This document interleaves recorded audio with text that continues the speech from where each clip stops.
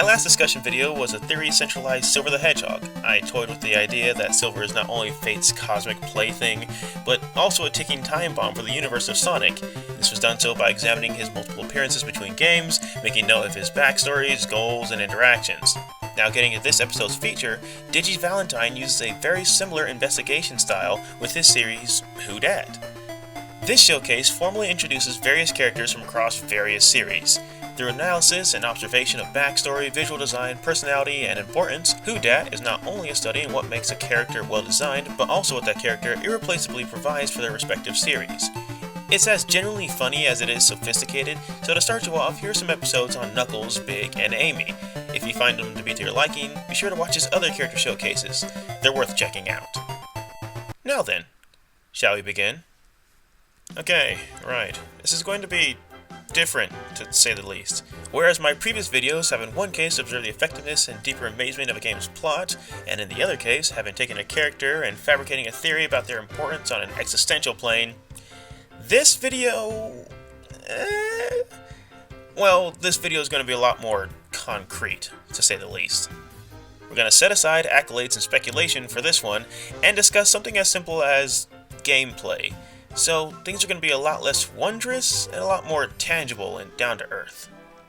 Now, if there's one thing that you can't knock Sonic games for, it's their creativity. Just how many different ways can you make a speedy, fast blue hedgehog bop a mad scientist in the stash? The answer? Every way. As a conduit to the player, Sonic has been quite inconsistent across the series. He's run and spun through various games, and there's always been some extraneous set of abilities that he's had to make sure that he stands out from the rest of the cast. After all, everyone and their mother could spin, dash, and run fast, and if they couldn't, well, they just weren't that fun to play. And that's a no-no. So, Sonic's had a bunch of different gameplay styles, few of which I said have made the right approaches to properly distinguishing him from other characters, and other gaming franchises by extension. We've had homing attacks, light speed, somersaulting, combat, ground pounds, ground bounds, swordplay, boosting, full-on parkour, and so on and so forth. The problem with many of these abilities, most notably so with the likes of the boost, is that they would dictate the level design in ways specifically tailored for Sonic. Now that's not much of an issue for Sonic, as he gets a level fine-suited for him, but then that runs the issue that this level is only for him. Multiple characters can't have their own feels and flavors to the level, and therefore multiple playthroughs can't have their own feels and flavors. And so, at the end of the day, no one can do what Sonic can do, and it's a solo adventure. If they are playable, the most they'd be is just a reskin of Sonic, like with the case of the Sonic Generations mods. So, even worse so, we're back to square one, where anyone can do what Sonic can do, and thus who you are doesn't really matter. I mean, why not send out someone like Hats and the Pigeon to save the world if he could do all this? So, allow me to present a proposition of a more refined gameplay style. It's nothing too complicated, as platforming games really shouldn't be. Seeing as I'm making a point that Sonic needs to stand out among the other cast members from a gameplay standpoint, you'd be right to assume that this proposition is made under the pretense of a game with, say, multiple playable characters. Basically, gameplay in the same vein as Sonic 3 and Knuckles. Speaking of which, when last we discussed Sonic 3 and Knuckles, I primarily focused on the brilliance of the narrative that it presented, and how it furthermore swung open the floodgates for storytelling in the Sonic series. This time, however, we're going to examine the gameplay elements. More specifically so, the difference of styles between the three playable characters. Choosing to have the characters each control similar in general, but different in nuance, allowed for each one to run the same terrain in different ways. This meant that there was less time dedicated to designing new levels, and more time to refining and expanding upon the substance of the ones that were already made. I think that this design philosophy could work in Sonic games again, even in 3D. And while this may mean that I'll have to say farewell to homing attack chain number 218, I think I'll manage through my grief. A major fact about the player cast of Sonic 3 and Knuckles is that Sonic, Tails, and Knuckles are all differently designed from a visual and personality standpoint. Thusly so, they're also differently designed from a gameplay standpoint to quite appropriately accommodate these traits. Tails is the small, cutesy-looking, gotta-be relying on big bro type. Thus, he's more of a safety/easy mode character. This is evident with the player, in that he retains the ability to fly over hazards and explore sections with little risk. He's also great as a support character for Sonic, allowing him to tag along as player 2 in the main game. Knuckles is a strong man in the trio. He can stand on his own 2 feet whether somebody's got his back or not, and he often carves his own path, something that you could quite literally do with Knuckles in the Sonic 3 half of the game, opening up alternative routes for considerably higher difficulty. He can also glide through the air and climb walls at the expense of a shorter jump. This lets Knuckles fully explore his areas of the game, but without fatigue, unlike Tails. His harder gameplay, therefore, comes with sturdier utility. Lastly, we have Sonic. He's a cool blue dude with an attitude, and he's ready to save the world at a moment's notice. Now, being the title character, you'd expect him to have some highly distinguishing trait of his own to mix up the gameplay. Well, instead, his only claim to uniqueness from his gameplay is his manipulation of the elemental barriers. The problem with this aspect is that, contrary to the abilities of Tails and Knuckles, the agency of these moves can be taken from Sonic. Therefore, on the outset of gameplay, Sonic's moveset is objectively inferior to the others in the case of free exploration. And if ever I had to nitpick about Sonic 3's gameplay, a game full of reward for those who seek it, this would be on the list. But therein lies another problem on just what exactly should be done. After all, because Sonic had weakness, the addition of Tails to his gameplay was made more relevant. By conceptual design, Tails' orange/golden color scheme complements Sonic's blue, so leading back into gameplay, orange still supports blue. By jumping into Tails' mid-flight grasp, Sonic can now join Tails in finding new secrets. Otherwise, he'd need a power-up, and even so, those often paled in comparison to Tails' results. This was further exaggerated with, say, Sonic 4 Episode 2, wherein team combos gave co-op gameplay an amazing moveset to borderline overpowered lengths.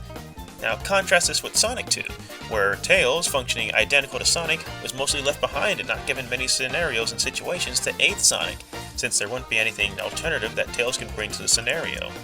However, ever since the abandonment of elemental barriers in subsequent games, Sonic has been struggling to have a distinguishing set of actions in his 2D games. Most recently seen with the Sonic 4 episodes, Sonic has been using the homing attack, which honestly doesn't really have a place in 2D. While it does distinguish his gameplay from Tails, it also demands a new pattern of flow. One seamless run through slopes, loops, and tunnels suddenly takes a stuttery start, stop, pace until the chain of homing attacks is completed. Then, the return to flow is attained by using a spin dash or an air dash, a scenario much akin to that of having run into a rock. The flow is lost because of one's encounter with the obstacle. In future occurrences, one would avoid the obstacle entirely by jumping over it or atop it. To attain similar results of uninterrupted flow with the obstacle that is the homing attack section, measures would be taken to bypass the section entirely, rendering the move unused, the section skipped, and thus a waste of design resources. For this very same reason, let's briefly take a look at the B input actions as presented in Sonic Advance. These moves, much like the homing attack, halted one's flow for an action move. While they were effective in execution, they also couldn't replace what a simple jump, spin dash, or roll could do, which were performed in tandem with one's momentum. The only exception to this rule was with Amy Rose, whose gameplay in Sonic Advance 1 and 3 were solid diversifications from the rest of the cast. Amy could not attack from a jump, crouch, or crouch jump action, the latter resulting in only a quick leap for a burst momentum. Instead, her B inputs would have her swing her hammer. From a standstill, the hammer swing was short range, and Amy is immobile for the whole action. However, an aerial performance allows her to attack on the fly and retain her flow of movement, and in some cases receiving more payoff than other characters' methods. This created a gameplay dynamic dependent on B inputs, but not bogged down on them because of it. From this, Amy was able to provide a radically different experience to the 2D Sonic formula without 1. Needing special level designs, or 2. Detracting from the core gameplay. Tails and Knuckles' abilities and movesets have been largely unchanged since their Sonic 3 iterations, which were built up from Sonic's core gameplay to begin with. So, Sonic's gameplay is default, Tails and Knuckles are variations on that default, and Amy's is completely different. For this reason, the difference of experience for Tails and Knuckles' gameplay falls short relative to Amy's. That being said, their ease of mobility still outclasses Amy's, as well as Sonic's. While this video isn't planning to explore ways to revolutionize Sonic's gameplay to such lengths, I did want to make a point of Advance's innovations to the formula. Now, keeping in mind the factors of gameplay that Amy's advanced playstyle didn't sacrifice, let's return to Sonic 3 and Knuckles for this proposition, as its contents will be based on the simplicity of that gameplay. So, what if one were to approach differences in their movesets with a more contextual perspective? Whereas one character cannot perform an immediate action, the others can. This not only diversifies each character with situational strengths and weaknesses, but also allows each to have a unique solution to each problem. Looking back at Sonic 3 and Knuckles' controls, one can see that each character's movesets are alike with one another for their actions on the ground. After all, each character has the same acceleration, top speed, and access to performing a spin dash. Now, while I believe that Sonic should have the highest speed by principle of character, from a gameplay standpoint that could be a travesty. The platforming prowess demanded from each level would have to cater to multiple types of player physics instead of one, and thus not be able to use either to their fullest potential. Plus, co-op would be a start and stop nightmare for both players involved every time Tails starts to fall behind. Moving on, one can see that the diversity between each character begins once a player leaves the ground. In 3 areas of action performance, there's a distinct can versus cannot dynamic of character mobility. Looking at the jump action, Sonic and Tails have the access to a full jump. Meanwhile, Knuckles' jump is stifled to a lesser height. For their aerial actions, Tails can fly, Knuckles can glide, and Sonic can cry for a 3-frame window.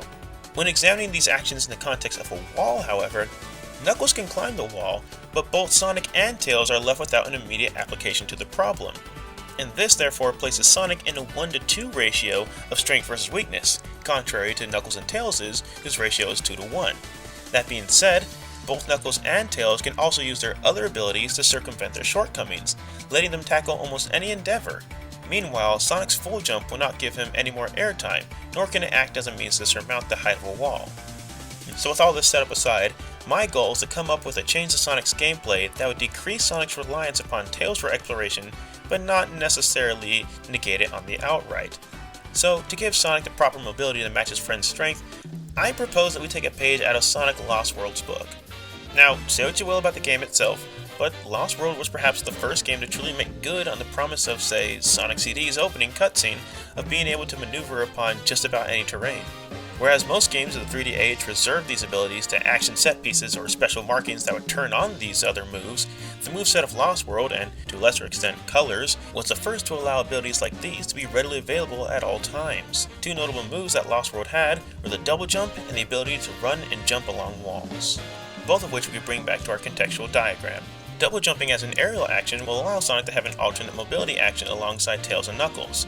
As a movement option, these actions serve as correctional measures. Tails can fly his way out of a pit, and Knuckles can flip a U-turn back from an unsafe jump. However, each character sacrifices their body-engulfing attack for a directional one. Tails propels himself upwards with a hitbox atop his sprite, and Knuckles and his hitbox go forwards. So why not have Sonic's action place a hitbox beneath him? Double jumping would most likely place him above his enemies, so having a hitbox following his eventual downward direction can prove most useful. Despite having listed these reasons, I wouldn't be too upset if this maneuver wasn't used at all. In the interest of maintaining the 2-to-1 ratio rule of strength versus weakness, I would be totally fine with Sonic's aerial action remaining as it is. Wall running, however, I feel is a paramount addition to Sonic's arsenal. As a, well, wall action, wall running could pull Sonic out of the pit of having 2 weaknesses, as well as just pits in general. While Knuckles can climb indefinitely, Sonic can be allowed to have a momentary climb upwards with the option of jumping along the wall or perhaps away from it. This can give Sonic's wall action higher athleticism than Knuckles, at the cost of the permanence of that action, much like how Tails' area action has superior freedoms than Knuckles, but is held back by the limits of his stamina. Outside of a strictly utilitarian viewpoint and coming back to the personality dynamic, giving Sonic this form of ability really fits into his personality. Sonic has the great gift of incredible speed, and boy does he know it. I mean, how many times can you recall that Sonic has used his superior mobility to confuse and even outright mock his opponents? It's more than just moving fast, it's also how he bounces all over the place in a precise, yet seemingly chaotic fashion. And being able to scale and bound across walls in gameplay would translate more of that personality to the playstyle. Additionally, giving the player agency to such a moveset can let them have their own confidence and mastery of the system of its speed and flow.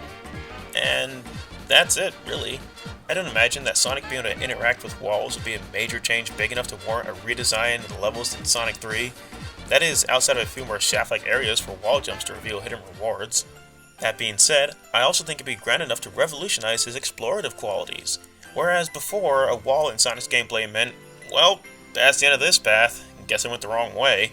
Now it could mean, well now, what's at the top of this wall?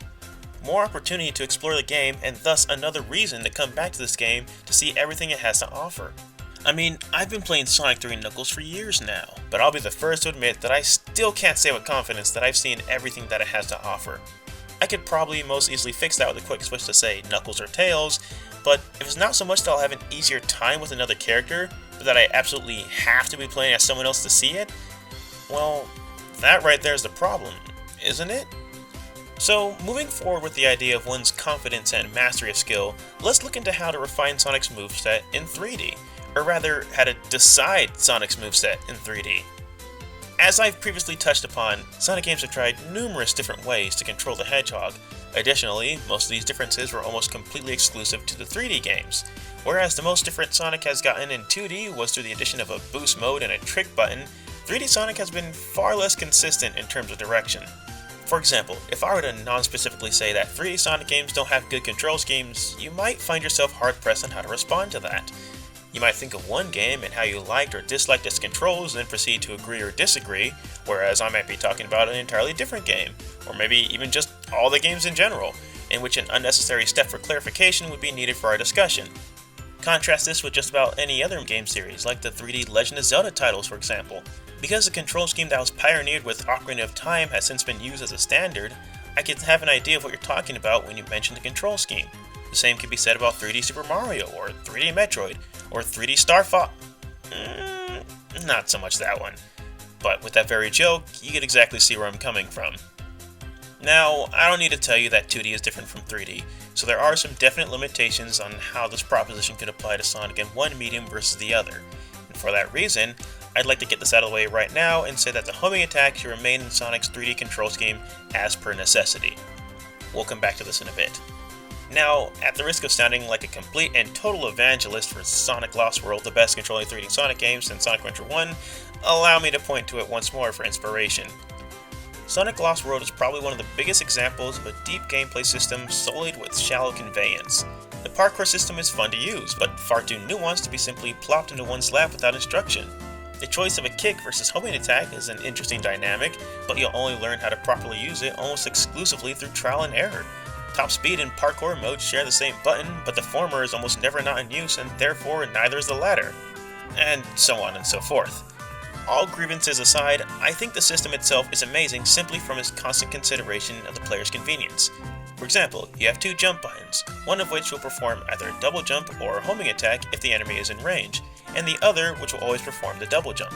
Another example is that when grounded, pressing one of the crouch buttons will cancel nearly any action previously committed to, like that spin dash that you really don't want to use at the ledge. And speaking of saving yourself at the ledge, Sonic's parkour takes precedence at his front side, that being where you aim it. Now, I know that particular one sounds ridiculously obvious, but bear with me here. Because surmounting ledges is a paramount factor of parkour, the system has to make sure to hit that beat whenever it needs to. This makes it possible to completely U-turn your momentum behind you as Sonic snaps to the ledge. Basically, the game system is allowing for the convenience of correcting your action of leaving the ground, a convenience that many non-Sonic enthusiasts apparently need. I will never forget this. Now, going away from specifically individual details, let's get into why I think this control system would work for 3D Sonic, as opposed to the other ones that have been attempted, including Sonic Adventure, my favorite controlling 3D Sonic game. Now, Adventure handles its gameplay differences amongst characters much of that of 3 and Knuckles. With that in mind, let's keep our point of comparative reference between the main trio. Tails and Knuckles' movesets are largely unchanged from 2D to 3D, and Sonic is once again left with the short end of the stick in terms of diversity. To avoid another 10 minutes of just repeating myself, let me just flat out say that the ability of parkour gives Sonic identity from his alternate and irrelevant, yet non-intrusive sort of way. Coming back to that short tidbit on the difference between 2D and 3D, let's examine the homing attack. As aforementioned, that move, unlike Tails and Knuckles' aerial actions, sacrifices the flow of one's pace, but we need it out of necessity to circumvent the margin of error in a 3D space. With that said, what if we were to have our cake and eat it too? What if when using the parkour button, an input that the character already associates with the enhancement of Sonic's actions can be used to alter the behavior of the homing attack when they execute it? Sonic can perform more of a footstool-like action, leapfrogging off of an enemy while still retaining the momentum of his initial jump, therefore making it easier to reach walls and ledges further ahead to also parkour off of. For contrast, a normally inputted homing attack would reset one's momentum as per usual, granting more height for less launching distance. Between these two different homing attacks, this newly proposed mechanic can 1. Retain the ease of control and precision in a 3D space, 2. Keep the player's flow uninterrupted, and 3. Maintain the gameplay submotif of convenience in the dictation of one's actions. All three of these aspects are fulfilled because of the Lost World's scope of mechanics instead of the limitations of adventures. Now I must admit that Sonic Adventure's control scheme has had more refinements to its core, and thus a better execution of its elements that it brought to the table. That being said, Sonic Lost World's system fundamentally has more potential, and therefore provides more opportunity and freedom to the player. It's a system that is as apparently complex as it looks, rather than adventures whose deepness is based off of exploitation and manipulation. Now, that's not to discount the merit of deeper than face value controls, but feel-good controls shouldn't feel good because of executions made outside of their scope of intent. They should feel good because they naturally are good, no matter how deep they are. Despite the complexity of Lost World's system, the execution of its moves are simple. For comparison, let's examine the wall scenario once more in the context of 3D Sonic. With Sonic Adventure's control scheme, if I wanted to climb a wall, I'd have to A. be Knuckles, or B. find a slope for me to exploit a spin-dash jump off of. However, most of the levels weren't designed to be explored outside of their intended scopes, which are built around the strengths of the exploring character's moveset. Hence, that wall is there because there's no reason for Sonic to be going over there. So, surmounting that wall would most likely take me out of the map, and thus be a fruitless venture. In the case of Lost World's moveset, if I wanted to climb a wall, I'd climb the wall. And since wall climbing is definitely a part of Sonic's moveset, it stands to reason that a proper reward for my efforts lies atop its zenith. So in this scenario, not only can I, and just about any other gamer out there, perform the action so desired, but there is an inherent encouragement by the game's controls to do so. This allows the player to see a challenge and test their knowledge with the game's controls to tackle that challenge, further establishing their confidence in the mastery of the system. It is for these reasons, and perhaps even many more if I were to go into them, that I think that Sonic Lost World's core gameplay, the gameplay of the parkour system, should become Sonic's new staple gameplay. Its core applications and advantages can be applied in both 2D and 3D, and it stands to suit the desired feel of a Sonic game. It just feels great to see Sonic leaping around the place in a grand fashion because you're the one who's making it happen, and not just some scripted animations and a few QTEs. To be fair, you'd be right to mention issues with the execution of the system's elements, but with time and subsequent iterations comes more refinements to the formula, a far better solution than just tossing it out for an entirely different gameplay system again, or even one of the level design dictating gameplay systems of the past. After all, I feel that time would look upon Sonic Lost World better for it if it was known as the unrefined first in its series, rather than the mistake that was dropped by the next game. Sort of like how we can look past Super Mario 64's issues because we know they've been ironed out by the time we got to games like Super Mario Galaxy. And Sonic could really use a positive attitude like that. The Sonic franchise has always gotten a lot of flack for its screw-ups, and almost no respect for its fun times. I mean, Sonic 06 happened almost 10 years ago, and it wasn't until the worst game came out that people finally stopped bringing it up as a talking point on recent Sonic games. Good games like Colors are largely ignored, or joked as Sega accidentally releasing a good Sonic game, and classic games like Adventure are being retroactively mocked for their old age to new standards. It's like the only people who care enough to give Sonic games a chance are the ones who always have, and no one wants to be that uncool guy who got caught starting to like Sonic.